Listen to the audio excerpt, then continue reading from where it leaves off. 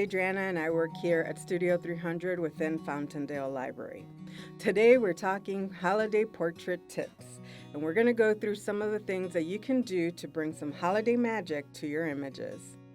First, we're going to talk about the equipment that's available for you to check out and take home to really liven up your images. And don't forget, if you have not completed Studio 300 orientation yet, you can do so online, and that is a requirement to be able to check out equipment. Then we'll go over some shooting tips, some posing guides, and some composition tips as well for you. And top it off with a couple post-processing tips so that you can really cheer up your images. So let's start off with going through some of the equipment that's available for you to check out. I'll see you in a moment.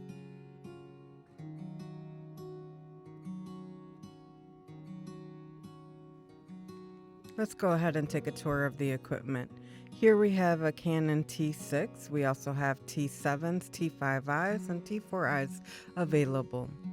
This comes with a nice display in the back with all your menu buttons and functionality available. It is an introductory DSLR, so you are able to switch out lenses. You have full manual mode. You also have aperture priority, or if you want to be in something auto, you can do something like portrait mode.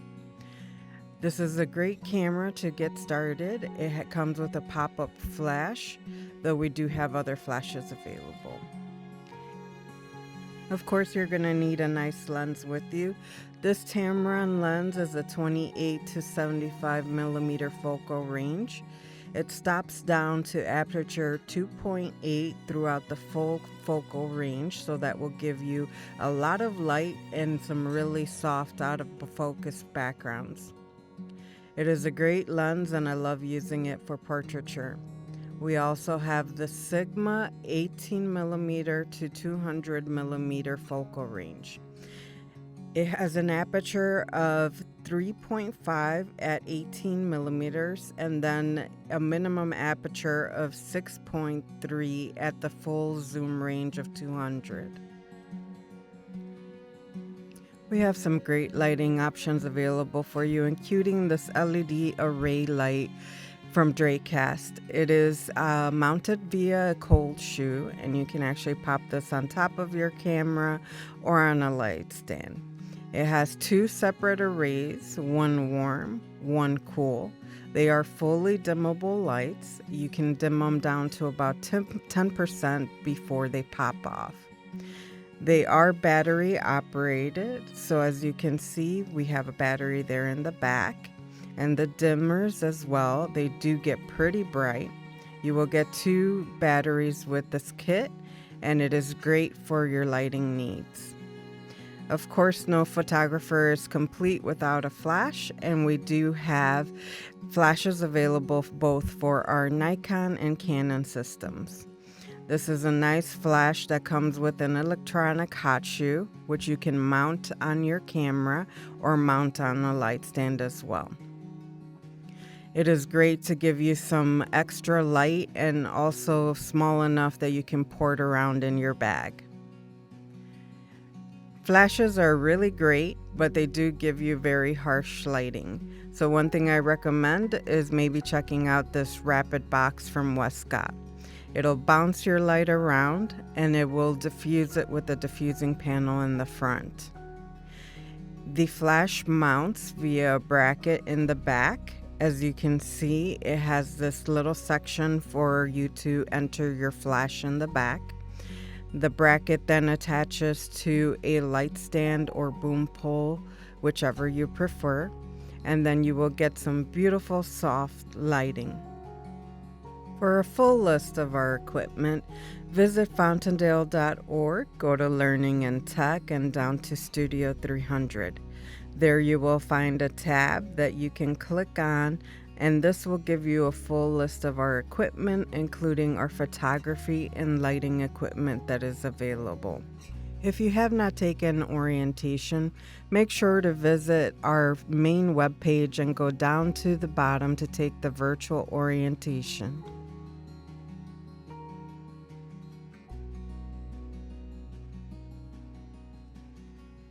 Gathering your ideas on the kind of photo shoot you want to do is a great way to get started. Two resources I love to use is one, Pinterest. As you can see, you can do a search like holiday photography and get a bunch of results. This is going to allow me to kind of look at what everybody's doing and how I want to do it myself. The second resource I love to use is also Instagram. I follow a lot of photographers on Instagram.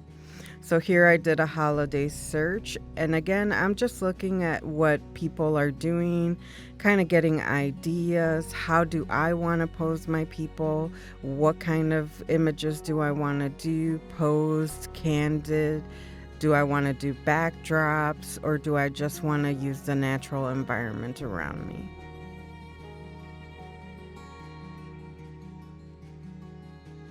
The first thing I usually do when I get to a location is I turn on all the lights and I evaluate the lighting and time of day. Most places will have windows, so you will have some natural lighting that's going to be coming in, but you also have to evaluate the kind of lights that you're getting from overhead. How bright they are they incandescent, fluorescent, LED? These days, there is a wide range of lighting available for your home. In most situations, you may need to bring in additional lighting to fill in those shadows and areas where there's light lacking. Here is a great lighting guide that kind of shows you where you position your light and how it will fall on your subject. I kind of like looking at where I want the lighting to be in my scene and then where it's lacking, and that's where I'm going to add either a flash or another continuous light like an LED panel, and then I have to evaluate how those two lights mix together. For portrait lighting, I love using flash. They are so great because you can just pop them into your camera bag. All they need is a few AA batteries, though I do recommend carrying extra as they do drain batteries pretty fast. One thing to consider though is that if you mount the flash to your camera and just fire it directly at your subject, the lighting is going to be very harsh and flat. You will get some red eye in many instances. So bouncing your flash either off the wall on the side or off the ceiling is going to give you such a better result. Here we see different examples of how the light reacts from where you bounce it. Just be careful with strong colored walls, as they can give you a kind of a color cast from the wall color. Here we have a simple lighting diagram with a flash. As you can see, we are bouncing the light off of the ceiling and then bringing it back down diffused onto our subject. Don't forget that your flashes do have the ability to scope around, so you can either direct the light up or 360 around you, allowing you to bounce it off various surfaces, including walls or reflectors.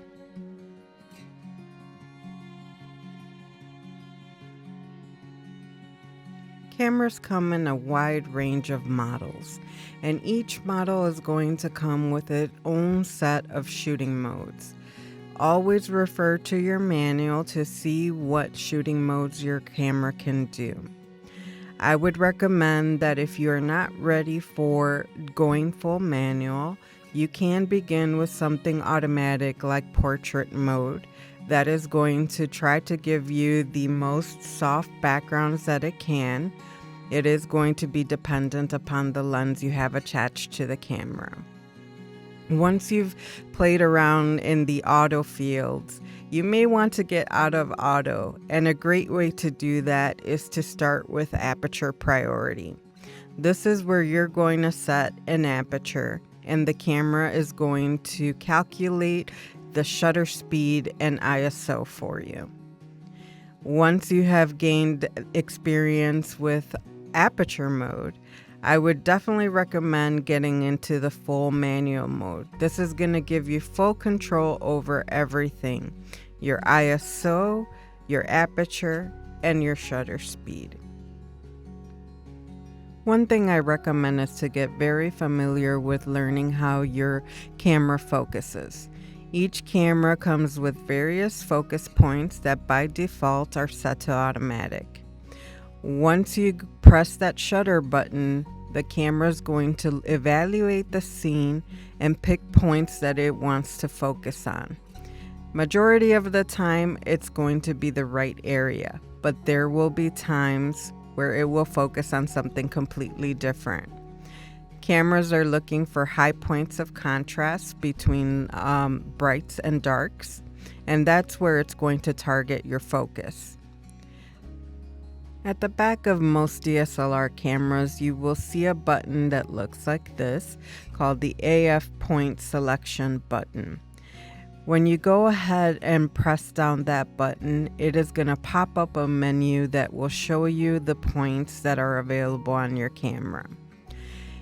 As I said, by default, it's going to be set to automatic. You can usually use the scroll wheel or one of the toggle buttons in the back of your camera to select various points. I like to put it on the center point. That way I know exactly where my camera is focusing. I can press down my shutter button and be confident in where I'm going to be focusing.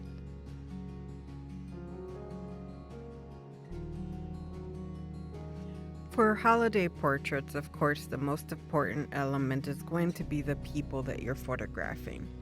Usually this is going to be family and friends, so you want to look at posing guides that are relaxed and allow for various positions of where you can place people. Also various angles. You're never going to be shooting the same picture twice. Consider various angles and position. You want to shoot high, you want to shoot low, you want to shoot head on, or do you want people standing, sitting, or even down on the ground, especially for those great shots of kids opening presents? One of my favorite methods of shooting is doing candid images. This is where you as the photographer are looking and observing for those perfect picture moments. This allows you to get action shots, reaction shots, and just those quiet moments where sometimes people aren't even aware that you're taking their image. This will really showcase someone's personality and let it shine through the lens. I absolutely love doing candid images, especially during the holidays when everyone's coming together and celebrating the time of year. Don't forget about our furry little friends. Sometimes they can give you some great picture opportunities, and they also can provide you with some great portrait opportunities as well. Don't forget to showcase your traditions. These can be great photo opportunities, whether that is learning to cook in the kitchen, lighting the menorah, and passing on that tradition, making a piñata that then you can break and get all the candy with the kids, trimming the tree as a family, or just passing on recipes from one to another.